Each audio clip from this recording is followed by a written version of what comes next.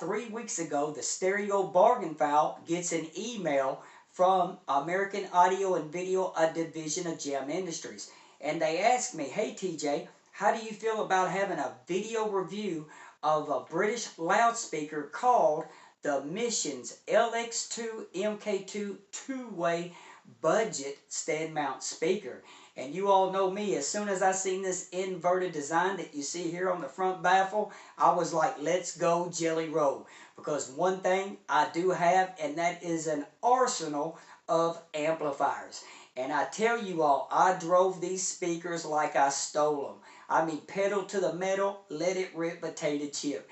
No, I didn't abuse these speakers. I just gave them a good quality audiophile burn-in or break-in, whatever you want to call it.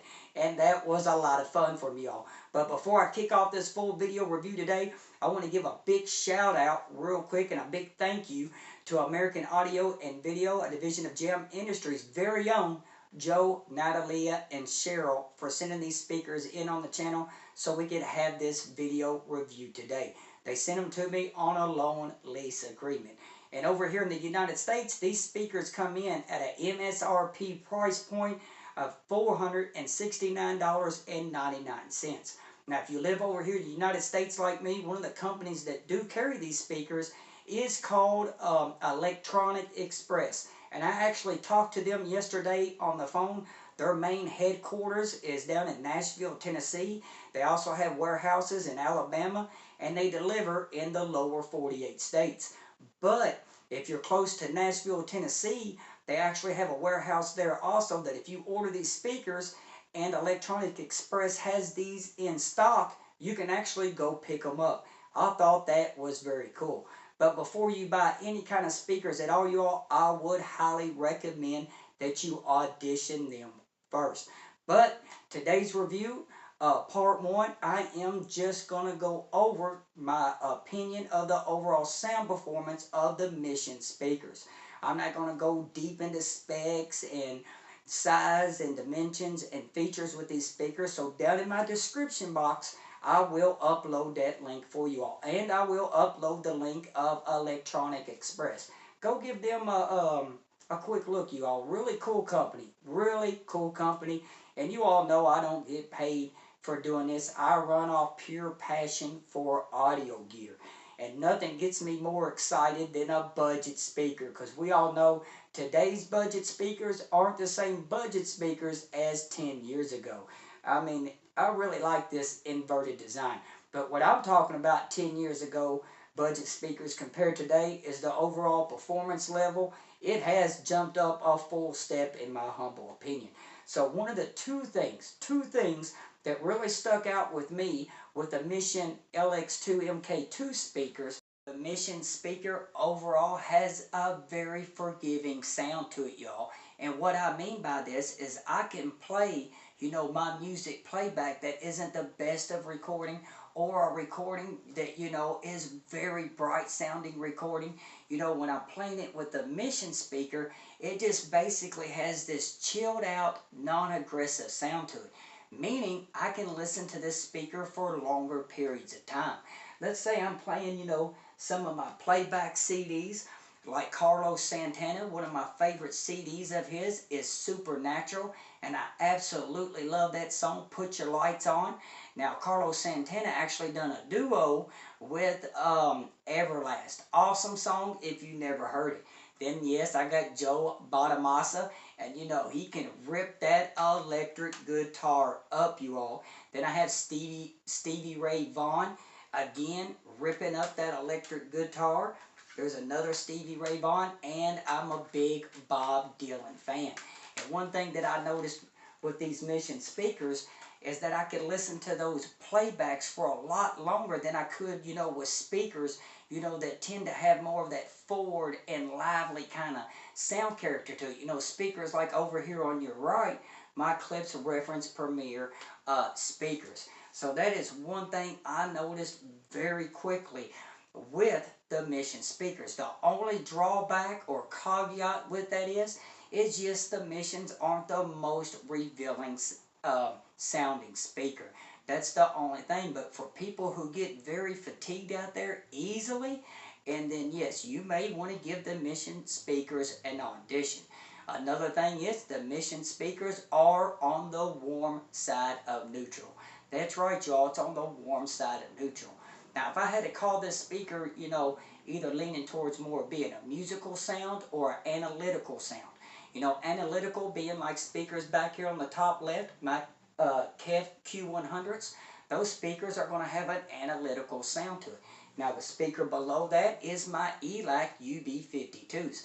Now, those ELACs have more of a musical sound to it. But when it comes to the Mission speaker, it is on more of the side of that musical sound. It's not an analytical sounding kind of speaker. But another thing, the second thing that really jumped out to me about this speaker, and this is very impressive, y'all, because this is only a 5-inch composite fiber driver. And we do have an inverted design where the tweeter is on the bottom. And the tweeter is a 1-inch microfiber dome tweeter. But one thing that I recognized with this speaker, within the first, 20 seconds of listening to it, to be a 5-inch driver, this speaker has really good bass for its size. Now, I have 2 different listening rooms. My midfield room, now that is acoustically treated room. It measures 12 foot wide by 26 foot deep. But yes, I sit pretty close to the speakers, about 7-8 foot away, and I bring the speakers anywhere between 1 and 3 foot away from the back wall.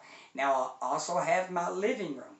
Now, my living room is untreated. There is no acoustic treatment at all. Now, that room measures 15 inches wide, and I think it's 22 or 24 deep wide. So I just wanted to go over that real quick with you, that they are smaller rooms. But to be a 5-inch driver, I was impressed with this budget speaker being under $500 US, that at low volumes to, medium low volumes, it really kept up with my speakers that were in the $600 and $700 price point.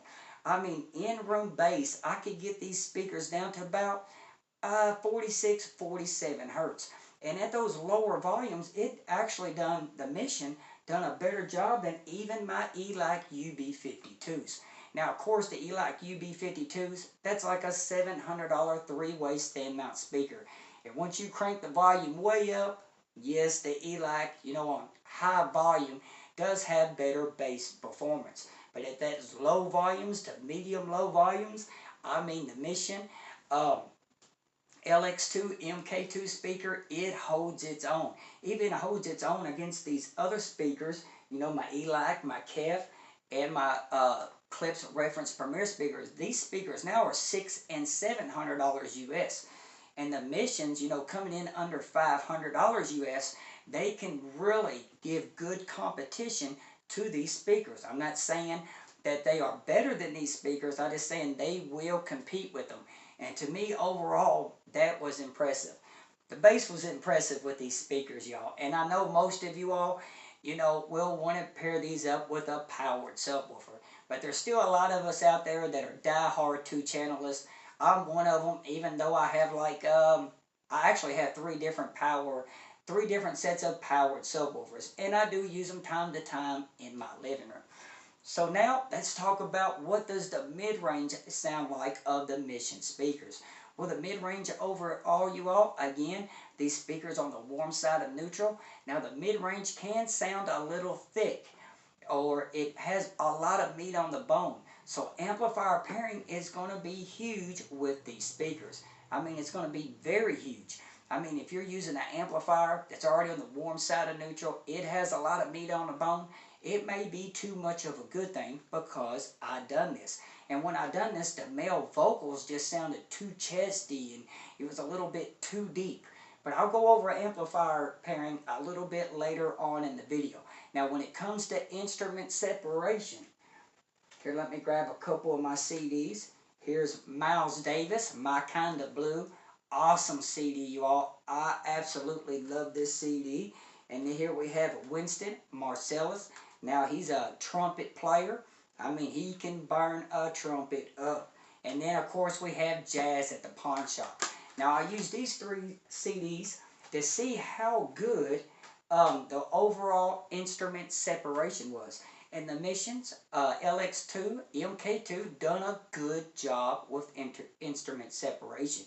And then when it comes to soundstage width, height, depth, now I will tell you all, you know, I rode over 9 amplifiers with the speakers, and even, you know, that soundstage depended heavily on the amplifier I was using. An amplifier does influence a speaker dramatically, y'all. I cannot tell you how much so. But I will go ahead and tell you, I use a lot of different amplifiers with the Missions. I started out with my Motiva amplifier P300, A300 PT100 preamp amp. And altogether, it was okay sounding. And then I used my shit Vidar amplifier paired up to them using my Burson Composer DAC preamp with it. And it sounded okay. And then I used my Audiolab amplifiers. I actually have a couple of them. Audiolab sounded good with them, but it still didn't sound great and still didn't have that synergy. So I hooked up the Iota VX SA3 to them, and that wasn't a good pair up at all. I really didn't understand that one of the first times. You know, the Iota just didn't pair up good with a pair of speakers. But when I hooked up my Pioneer Elite SXN30 2-channel high-res receiver, you all, I was about blown away. I could not believe the synergy that the two have together. Now, my Pioneer Elite SXN30 is a little beast. Now, this amplifier came out back in 2015. It is a 2-channel high-res receiver. It has 85 watts of Class AB power. And just to break down the sound character real quick to y'all, it has a V-shaped sound character to it, meaning boosted bass, boosted treble, and a little bit of recessed mid-range. And the mid-range on this amplifier is a little bit thin. And that actually really paired up good with the Mission speakers because, like I said, the mid-range is a little thick sounding on these speakers. So when I hooked up the Pioneer and I was listening to male vocals, they didn't sound overly chesty, you know, too deep sounding at all. They actually sounded really good. That's why I'm telling you all, amplifier pairing is so important. And I know there's people out there that own like Onkyo 2-channel receivers. Well, they're basically, you know, from 2015 and up, you know, like your 8050, 8070 model, and even people out there that have home theater receivers made by Pioneer and Onkyo. I am telling you all, they make a good pairing with the Mission speakers. Now, if you're playing them at full range, yes, I would recommend more of trying to find a 2-channel Onkyo or Pioneer receiver to play with it. Now, to pair with it. I said to play with it. But anyways, if you're hooking them up to a home theater receiver anyways, Onkyo or Pioneer, you're probably going to have to cut off at, what, between 50 and 80 hertz. You're going to put most of that bass going into your powered subwoofers anyways. But I just couldn't believe the synergy overall that my Pioneer Elite SXN30 has had with these Mission speakers. I mean, you all, when it comes to the top end of this speaker, of the Mission speaker, it can be a little dark sounding. If you're comparing it to speakers like my Kef over here and clips over here on this side, it can sound a little dark sounding.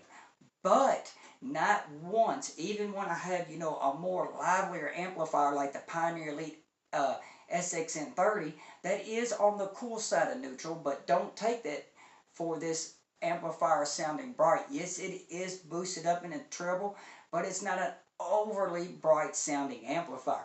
But what this amplifier done for this speaker was the top end, you know, it was a little bit dark. I wanted a little bit more sparkle, a little bit more airiness. You know, I wanted, you know, a little bit better soundstage when it came to depth, height, and width. And you all, when I hooked up this Pioneer to it, I was almost dumbfounded. I mean, my jaw hit the floor, you all.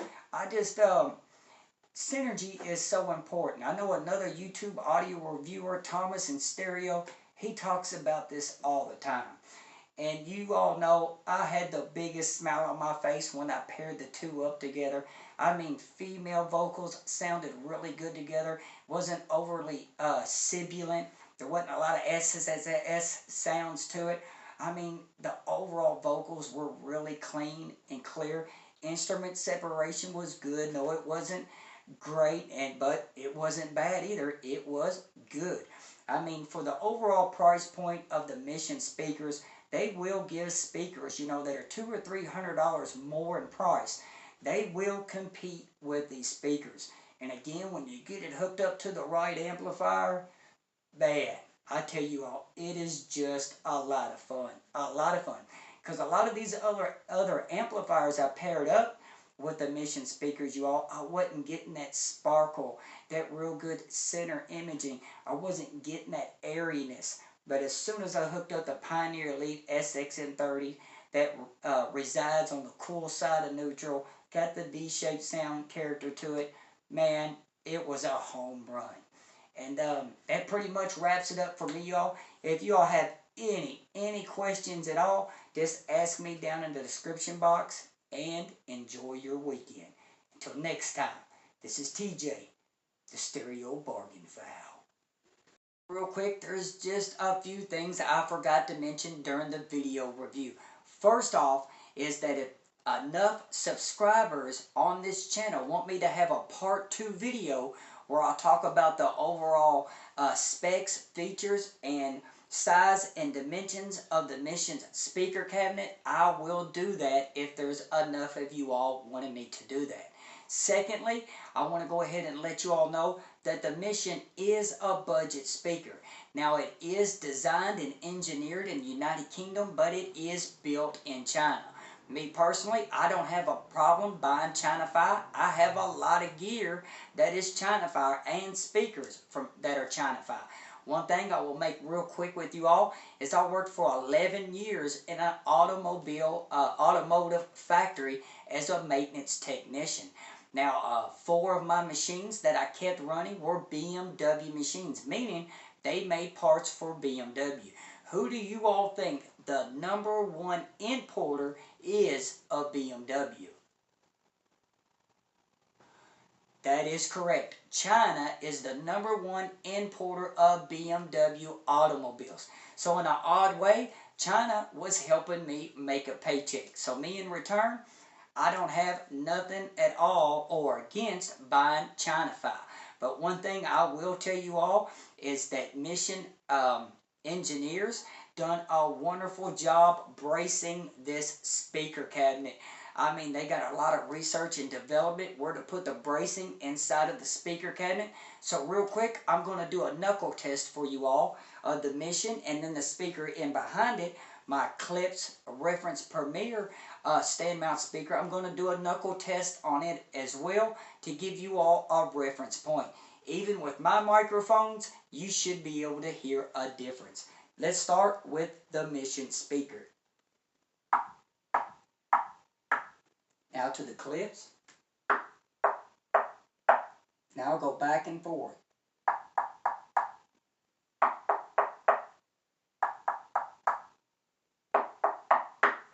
So I hope you all could hear that. I can hear it.